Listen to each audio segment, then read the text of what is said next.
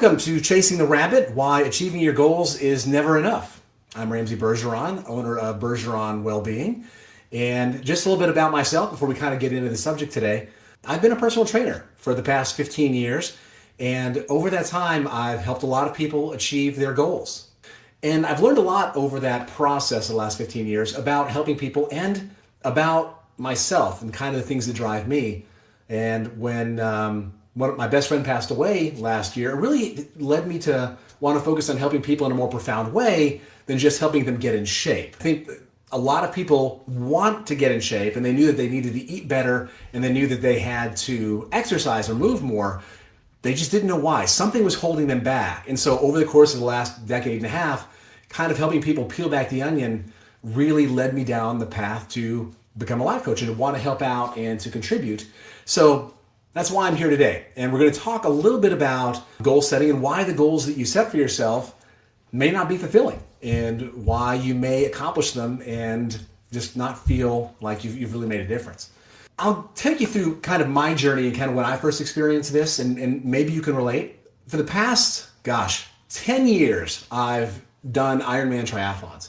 And it started off with just doing sprint triathlons back in 2005. So I did a sprint triathlon, and then it was such a great feeling. And it just kind of kept progressing until I found myself in 2010 doing my first full-distance Ironman triathlon. And for those of you that don't know, an Ironman is a 140.6-mile race. It's a 2.4-mile swim, 120 miles on the bike, and then a marathon, so 20.6 miles. Does that add up? I think it does. If not, it's close. So I know it's 140.6. And it takes a long time to do one, and it takes quite a toll on the body. So after I did my first one in 2010, I thought, well, now I want to do another one because I crossed that finish line, and it felt so incredible. I remember, crying, and my wife was there, and it was such a good feeling that I signed up for two in 2012 that were 6 months apart on different continents. And then I herniated a disc in my back, training for that one. But I checked with my doctor, and he said, okay, as long as you walk the marathon, you can theoretically do them. So I said, great. So I flew to New Zealand and did another one and walked the marathon. 6 months later, went to Whistler, did another one, walked the marathon. And then I did about one a year on average for the next 6 years. So I've done 8 total. And in 2019, this all kind of caught up with me. I went to Ireland and I was going to do the Ironman there. And we went down to the water. The water was 50 degrees in the ocean. It was a giant thunderstorm was projected for that day. And driving down the road with my wife a couple days before the race, I had a breakdown and I didn't want to do it. Nothing about that seemed fun. And that really for me was the moment that I realized that I wasn't living the life that I wanted. I wasn't living the life I designed for myself. I was living the life that I thought other people thought I should be living. And I tell people I broke my ego and found my soul. It was one of the most humbling experiences in my life. And it really made me prioritize, what is it that I want to do? What's really a goal that I want to accomplish, and what do I want to do to be happy? So that's what brought me to realizing that sometimes goals aren't that fulfilling. And I'm going to help you today look at what goals you may have that might not be fulfilling and why. Why do we have that feeling when we cross a finish line, finish a project, hit our goal weight, that we just don't feel like we thought we would when we got there? So the first thing we're going to do to kind of dissect that is look at the why of your goal. And so let's look at it, because most of my experience coming from being a personal trainer is going to deal with fitness as the examples, but you can really apply this to almost anything in life. Whenever you set a goal, let's say getting in shape, for example. So that's a general goal. People can say, hey, my goal is to get in shape. There are 100 different reasons why. And a lot of clients, when I talk with them, they're very surprised when the first question I ask them is like, okay, I want to get in shape. Is I ask them, okay, why? Some people, it's because they just want to be healthier. Like, hey, I'm out of shape. I want to be able to see my grandkids. Well, even though the goal is the same of getting in shape, that's a very different goal than my 20th reunion is in 6 months, or I'm getting married in 2 months, or I just got out of a relationship and I want to be as hot as possible to piss off my ex. Those are all very different reasons for the same goal of wanting to get in shape. So to think about if that goal is really going to be helpful to help you feel fulfilled after you get it, I say there's two things that are important to consider. One, what value is that goal appealing to? Like value in your life, the things that you hold important. What goal is that value speaking to? Because, one is sense of accomplishment. That you want to feel good, you want to get in shape. It's very different than revenge of feeling attractive for the ex. Because sometimes we'll just say, this is my goal, and then not even really think about why we want that. There's a Zen saying of a monk who's sitting meditating, and another monk comes up on a horse, and the horse is riding full gallop and riding off. And the monk who's seated says, well, where are you going? And the other guy says, I don't know, ask the horse. Because a lot of times we'll just get stuck in a pattern and we're not even running our own lives anymore. We're just following this habit energy of going along with the flow. And the goal just simply is the thing that we're doing. We don't even really know why. So analyzing the why, the values that it speaks to are very important. Now, the feeling that we think the goal is going to get, or what we're currently feeling and we think the goal is going to change, those are also very important. And to really kind of understand that concept, I think it's really important that we all know exactly what it is that we are feeling.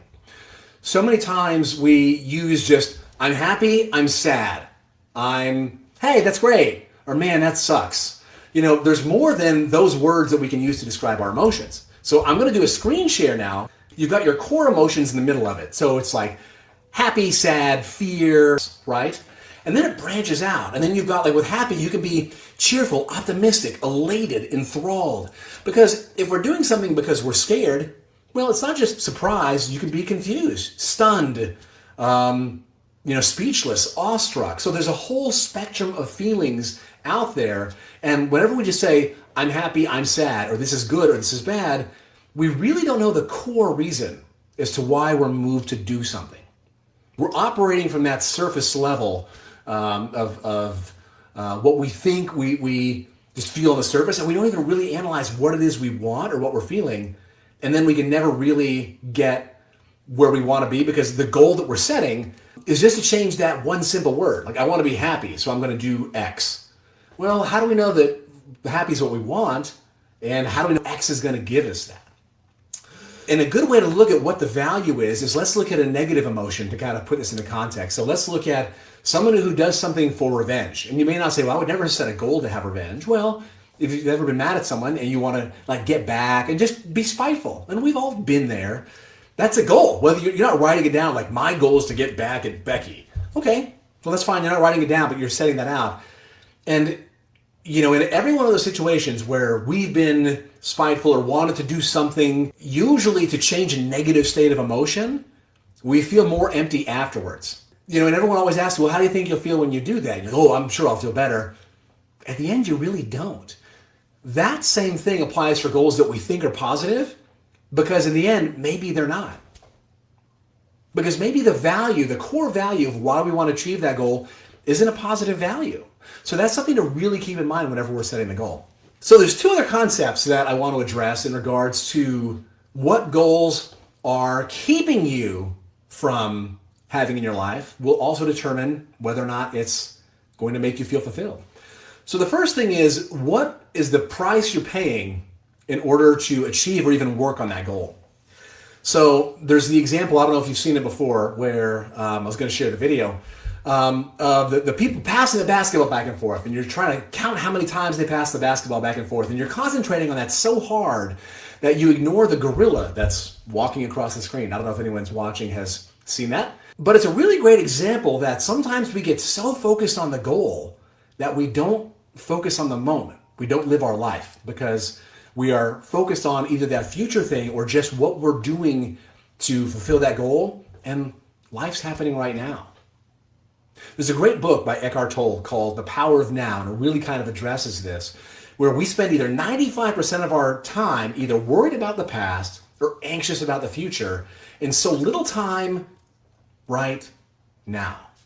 Just being present. just being grounded and looking around and seeing like what the temperature of the air feels, the scent in the air, the feel of your chair, the feel of your desk, because we're always worried about something else.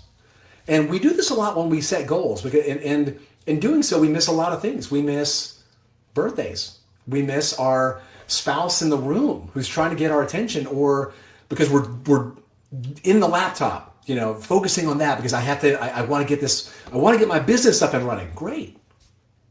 But what are you sacrificing for that? And if you cross the finish line of getting the business up and running and the people who loved you and who supported you along the way aren't there, how fulfilled do you feel?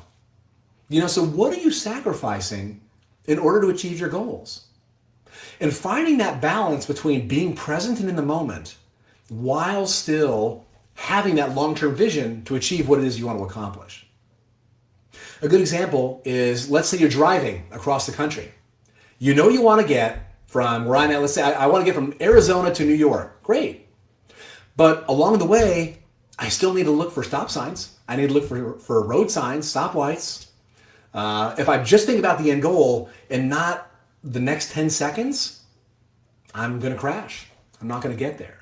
So it's really important to think about the small steps along the way and be in the moment while still looking at your long-term goals. The other point that I want to address in regards to how goals are keeping you from living your life, the goal is a substitute for what? Like sometimes we'll have a goal to prevent us from focusing on things that we should be doing. And I saw this a lot in triathlon when it came to the Ironmans.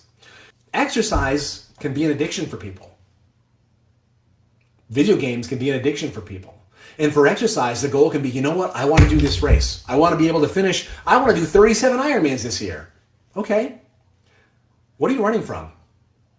There's, I won't mention the person or the book they wrote, but it's someone who essentially lived a very hard life, like in the armed services, and then destroyed his body doing all kinds of ultra marathons and triathlons, and wore as a badge of honor, like, look at what I can accomplish. Well, let's look at what you didn't. And so many times whenever we do like set a goal like that, we're generally running from something. And if that's the case, no matter how many goals we set, are we ever really going to feel fulfilled? Because the goal is not the goal. Not having the feeling or not confronting what it is we should be facing is the real goal. Think about people that you know that bury themselves in work. Their work is their life, and everything they do is about that job. From the time they wake up to the time they go to bed. They work 70 hours a week, and and don't get me wrong, to some people, and this gets back to the whole example of getting in shape. I'm not going to say everyone falls into this category, but generally, when we allow one thing to kind of encompass all of our life, there's other elements that maybe we don't want to look at. And so if we focus on those, what we think is, I just want to be an entrepreneur and launch this company, and that's what matters the most. Does it? Because at the end of the day, if you launch that company and you haven't focused on maybe the things that are deep down inside, we can call them gremlins, we can call them just, character attributes, not flaws. But how we look at it is really going to frame, what are we chasing? The rabbit. So think about it like a dog running around the track. He chases the rabbit, and they say that if the dog ever does catch the mechanical rabbit, he'll never run again because he realizes it's empty. It's just a machine. And how many of us are doing that? So just some takeaways or things to keep in mind. Whenever you're setting a goal, what value does it speak to? Why do you want to accomplish it? What are you willing to sacrifice in your life in order to achieve that goal? And what are you intentionally sacrificing or neglecting in your life to make that goal a priority? So, hopefully maybe you've learned something today. If you found anything of value today in what I've said, please let me know. I'd love to hear your thoughts in the comment section. This is the first live broadcast I've done. And if you want more information, I'm actually combining my businesses into one. I have Bergeron Wellbeing. And that's because well-being encompasses so much more than just how we look or how we think or how we feel connected. It's all of it. So the website's, I don't know if it's on the screen or not, but it's bergeronwellbeing.com. Please check it out. And thanks for stopping by. Look forward to talking to you again soon.